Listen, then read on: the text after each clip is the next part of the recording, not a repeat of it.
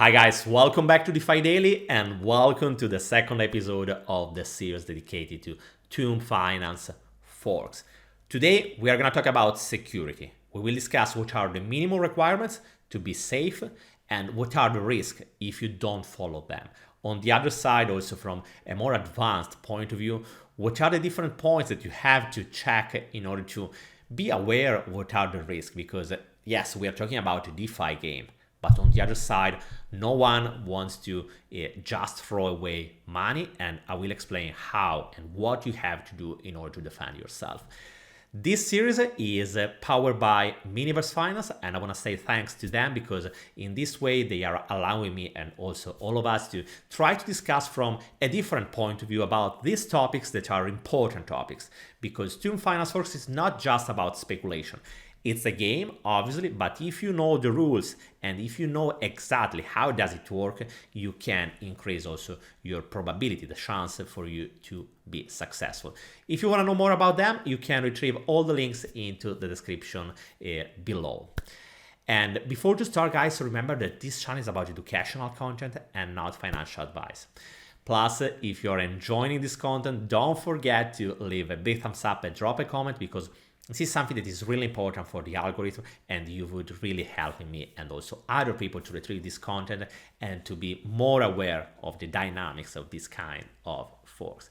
And if you want to stay updated, remember also to subscribe. Okay, guys, let's start immediately with this second episode. Security is the topic. And I want to start with KYC. I know that we have been talking about so many times about KYC, but I will never stop to repeat, guys. The minimum requirement to use any kind of fork is always KYC. I want to show you this metric. Go here. You can try it by yourself, just because in this way it's more reliable. You will really understand what is the risk of not using a protocol with KYC. Just try to write here KYC, and after that try to check if there is any protocol with KYC that rugged. The reality is that among all of the different Rugpools that we had into the Tomb Finance fork, and as you can see, we have something like more than 100 different rugs, something like 33% of the protocols of the fork are rugging. So the risk is insane.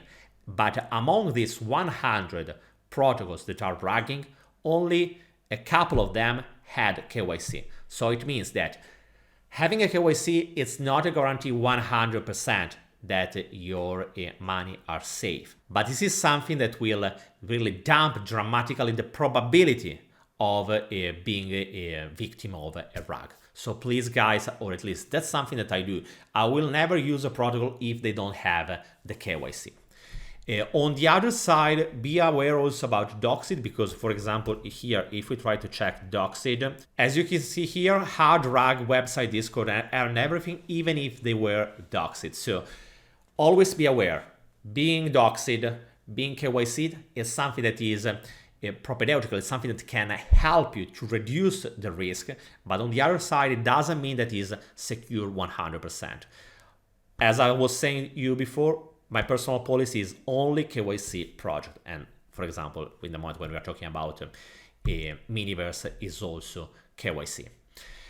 Second point, audit. Having an audit is not something that is so common into the forks. As you can see here, there are only 29 different projects that had a KYC, and among them, no one has been rugging. So having a KYC and having an audit is something that is increasing drastically the probability to be safe, or at least not encountering problems like being rugged. Just to give you an idea, it means that only the 10% or even less than 10% of the whole Tomb Finance forks are having an audit. The reason why so few of them are having an audit is because being audited requires a lot of money.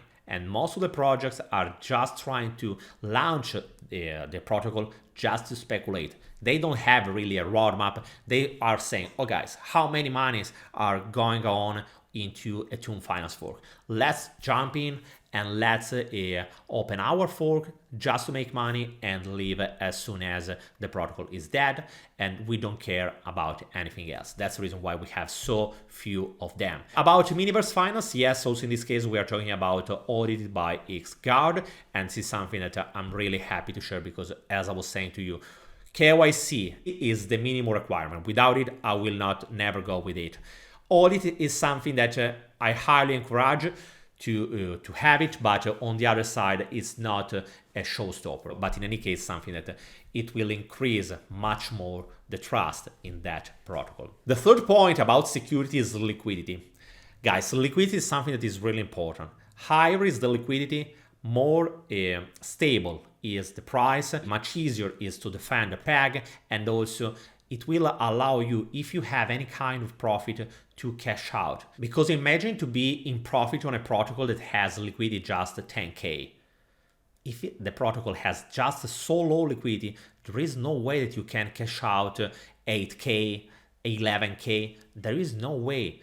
If you have a so low liquidity, the reality is that you will not be able to take profit for real. So check always the liquidity. For example, it's not needed to be like on a Tomb that right now has something like $77 million of liquidity. That's a really huge liquidity, but because we are talking about Tomb Finance, it is really huge.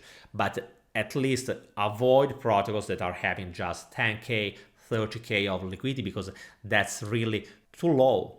You need much more liquidity. Higher is the liquidity, better it is. Going on and checking about whales, because on the other side, one of the risks that is connected in the moment when you are using a protocol that is hyper speculative like Tomb, Miniverse, and so on, is that a whale comes and it will just dump all the token, bringing the price down, down, down. In order to check it, what you can do is using from one side the FTM scan. For example, I'm checking it for Miniverse Finance, and all you have to do is just open the scan, but could be the Binance Smart Chain scan, Ethereum scan, according to which blockchain you are using. Once you are into the scan, you have to retrieve the contract of the token that you are interested in, and you can check about orders, how the different tokens are distributed among all the orders. If there is a big concentration just in the hand of a single person, that's really risky, because it's enough for him or for her just to sell a part of them, and the price will be dumping, and with any probability it is also able to kill the project. Another way that you can use in order to check it is using Debank. You have just to find the protocol. In this case, I'm looking for Miniverse, and here you will find each address, how much is holding into that smart contract. And this is something that is pretty useful for you to better understand if there are whales and what are the risks connected to it. The more is distributed the amount of tokens of the protocol, also higher is the probability that you are safe, because the power is not in the hands of a single person, but is distributed among all the community. Going on, transparency. This is something that to me is really important. For example, the moment when we were talking about Miniverse Finance, I have been obviously following their Discord account. And what I appreciate is that they are posting every day an announcement, every day an update. Having a transparent and frequent communication is something that is so important, because it helps the community to be aware of what's going on. It's not a problem if the price is dumping. We have seen also Tomb Finance going to 0.2, 0.3 FTM. That's not a problem. The problem is having a protocol without a plan, without any kind of communication, that it is not transparent.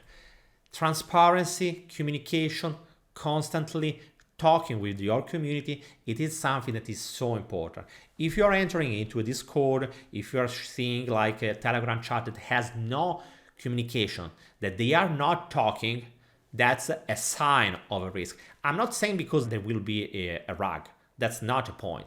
The point is that the more united is that community, also more power there is, and the higher is the probability to succeed, because remember, it is a game, and the game, it is successful only if the players, so the community, is happy and it is engaging each other in order to create more value. So communication, transparency, and frequent communication is something that is really the key.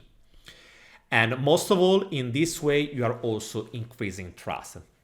Because remember, in the moment where we are talking about, in this case, MV dollar, but it applies also to a TOOM or any other kind of token, the main currency will retain the peg only if there is enough trust that in the future the protocol will be able to sustain the price and to release new updates, new features that will create utility and value for the whole ecosystem. Obviously, on the other side, you have also to be lucky, because that's undeniable. If Bitcoin will crash to 30K, it's not easy to stay above the peg. Obviously, it will require time, but if there is trust into the protocol, the probability to regain the peg and to create value, to distribute value to all the different people that are playing into the game is much higher. So that's what I think about security. I made the same question to a person of the Miniverse Finance team, and I want to share with you what he said, because there are a couple of things, probably more from a technical point of view, but that can be useful for better understand what are the points that you have to follow in order to secure your money. Because yes, we are playing, but there is no reason why you should be more exposed to what is legit to be in this kind of protocol. So listen to his answer. So thank you for having you here even today. What I want to ask you today is about security, because we're talking about the importance of having a secure protocol. And what I want to ask you is, what are the three key aspects about security for a Miniverse Finance from one side, but also more in general, because that's a topic that is obviously affecting any kind of TOOM finance fork. Yeah, exactly right. At Miniverse, we take security as the number one priority for actual protocol health. We've seen a lot of projects fail because of security risks, just even the little shortcuts from teams doing. We've seen how badly it can end. So at Miniverse, the first thing we made sure we got sorted, our contracts audited. The team over at Oxguard made sure we got our all perfectly sorted out. There was no faults sorted. If there was any minors, we got it sorted. There was a little multi-sig fly. We got the multi-sig done instantly. So when it comes to security, 100% get it sorted. All TOOM forks, any TOOM forks listening in here, if you haven't sorted it yet, definitely get that done, because it's not just safe for yourself, but it gives that reassurance for your community that you're taking the right steps to make sure their money's safe, because it is theirs. They're bringing it in and giving that trust to you. So actually having that security measure to make sure it's safe, amazing. So that's the first one. So the next one is educating the community. So we see a lot of security risks happening. For example, arbitrage bots, sandwich bots. Old classify them as risks. They can drain liquidity. We've seen projects die because of it. We've seen it recently. I don't really want to give example because we know how hard it is. So what we're trying to do is not just educate the core team, but actually educate the community. Because if the community knows what's happening and knows how to counter it, for example, lowering a slippage, little things like that can actually strengthen the community, strengthen the security of the project, because everyone's on board with it, and it tightens the overall security. The third and biggest one is choosing our partners correctly. We've seen a lot of teams partner with teams with not good intentions, to say the least. They can say the right words, but when the money goes, it goes. So choosing the right teams based on the contracts, on audits, that's a good example. Making sure they have the right intentions from a KYC, making sure they're live, stuff like this. So making sure the right actions for partners is also a massive factor for all protocols. So at Miniverse, they're definitely the top three for us. Good point. Really interesting to listen about this part of security. Okay, guys, that's all for this second episode. I hope that this overview helped you better understand what does it mean security into TOOM Finance fork. Remember to subscribe to the channel to be updated the next time I post the next episode. It will be the third of 6. Remember also that is something that I really appreciate if you leave a big thumbs up and drop a comment, because in this way you are really helping me to spread the word, to reach more people, and also helping other people to retrieve this content, because unfortunately that's the way that the algorithm is working. Okay guys, I will see you tomorrow with another video. Bye.